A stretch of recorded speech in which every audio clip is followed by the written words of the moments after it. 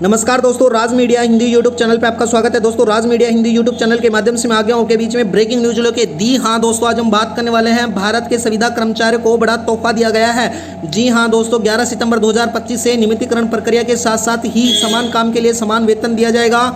वेतन में बम्पर बढ़ोतरी की जा रही है। ध्यान दें, जितने भी संविदा कर्मचारी हैं या आउटसोर्स कर्मचारी हैं, 20,000 से लेकर 25,000 तक वेतन होने वाला है। सभी राज्य के संविदा कर्मचारियों की दोस्तों बल्ले बल्ले होने वाली है। यानी कि दोस्तों, जितने भी संविदा कर्मचारी हैं जिनको सैलरी को लेकर, वेतन को लेकर बार बार धरना प्रदर्शन करना पड़ता था, उनके लिए बेहद खुशखबरी का माहौल है। खुशखबरी की न्यूज़ निकल के आई। तो दोस्तों, वीडियो में बने रहना। राज मीडिया हिंदी यूट्यूब चैनल को सब्सक्राइब कर लेना। यानी कि केंद्र सरकार प्रधानमंत्री द्वारा मिलकर बड़ी ही अपडेट निकल के आई है दोस्तों। तो वीडियो में बने रहना। बता देता हूँ दोस्तों, संविदा कर्मचारियों को कितना मिलेगा वेतन। तो दोस्तों, मैं बता देता हूं स्पष्ट रूप से। यानी कि संविदा कर्मचारियों का वेतन उनके पद, अनुभव और कार्य करने के राज्य के आधार पर अलग अलग होगा। उदाहरण के लिए बता देता हूं, अब उत्तर प्रदेश सरकार में संविदा कर्मचारियों का मानदेय 16,000 रुपए से लेकर 8,000 रुपए तक प्रति माह होने वाला है। यानी कि न्यूनतम वेतन होने वाला है। जबकि बिहार में एएनएम संविदा कर्मचारियों का 11,500 मिलता था, उसको भी बढ़ा दिया गया है। भारत में सामान्य तौर पर अनुबंध कर्मचारियों का वेतन साल में 0.2 लाख से लेके 7.60 लाख तक प्रति वर्ष होता है। 7.7 लाख तक प्रति वर्ष होता है।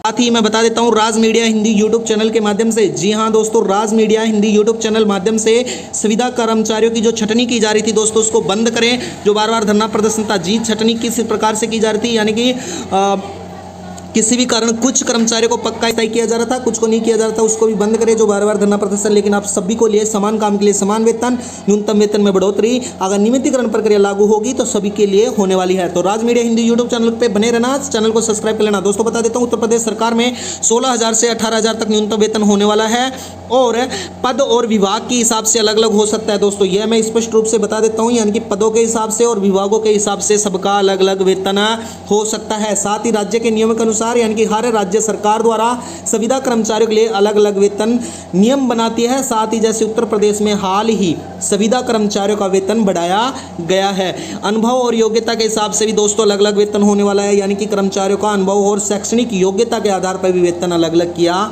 जाएगा।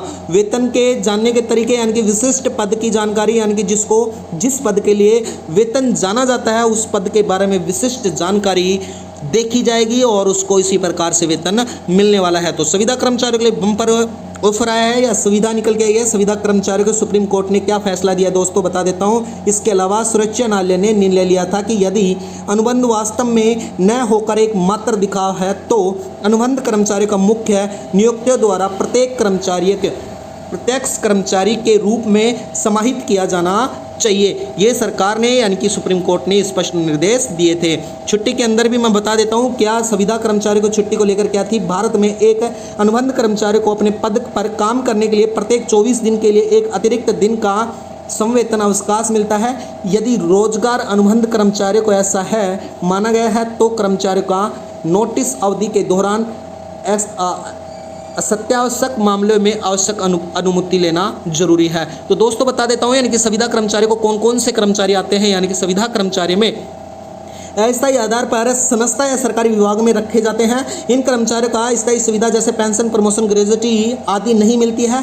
बहुत से कर्मचारी 10 से 15 वर्ष से संविदा में काम कर रहे हैं, लेकिन भविष्य में स्थायित्व की कोई गारंटी सरकार द्वारा नहीं दी गई थी, लेकिन अब जल्द ही इनको नियमितीकरण नीति के तहत पक्के में किया जाएगा। दोस्तों, बता देता हूँ, यानी कि भारत में समान कार्य के लिए समान वेतन के सिद्धांत का कानून संवैधानिक है। जो संविदा कर्मचारी सहित समान काम के लिए करने वाले सभी कर्मचारी को उनकी स्थिति के प्रभाव करने के बिना समान वेतन का अधिकार देता है। यानी कि सिद्धांत भारतीय संविधान में अनुच्छेद 14, 15, 16 और राज्य की नीति निर्देश सिद्धांतों के अनुच्छेद 39 के तहत सार्वजनिक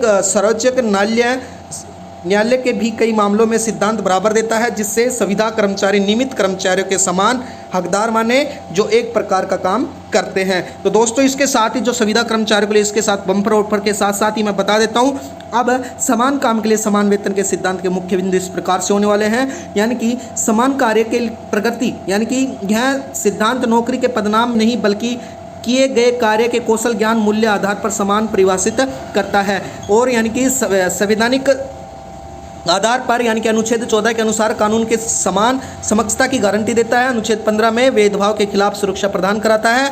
इसी प्रकार से अनुच्छेद 16 में सार्वजनिक रोजगार के अवसर पर समानता सुनिश्चित करता है और अनुच्छेद 39 के नीति निर्देश के सिद्धांत के आधार पर राज्य के सभी के लिए समान कार्य के लिए समान वेतन सुनिश्चित करता है। दोस्तों संविदा कर्मचारियों के लिए महन भूमिका निकल के आई है और न्यायालय ने, सर्वोच्च न्यायालय ने कहा है कि समान काम करने वाले के लिए कर्मचारी, संविदा कर्मचारी, चाहे उनको नियुक्ति प्रकृति कुछ भी हो, लेकिन नियमित कर्मचारियों के तहत ही समान वेतन के वो हकदार होंगे।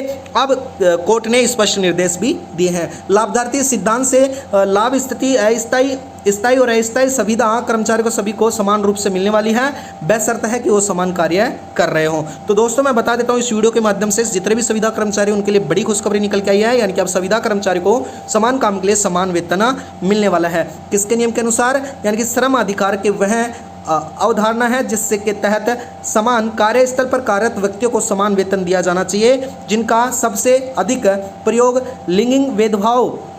लिंगिंग भेदभाव में संदर्श है और लिंगिंग वेतन अंतर में भी संबंधित रखता है या संबंध किया जाता है। दोस्तों बता देता हूँ संविदा कर्मचारियों को अब वेतन में वृद्धि के साथ साथ ही जैसे उत्तर प्रदेश, बिहार और कुछ मामलों में वेतन नियमित वेतन के लिए 90% बढ़ाया गया है, जबकि कुछ प्रदेशों में 18,000 से 20,000 से 25,000 तक वृद्धि की गई है। तो संविदा कर्मचारियों के लिए बहुत ही महत्वपूर्ण योजना निकल के आई है। दोस्तों वीडियो में बनने के लिए धन्यवाद। राज मीडिया हिंदी यूट्यूब चैनल को सब्सक्राइब करना।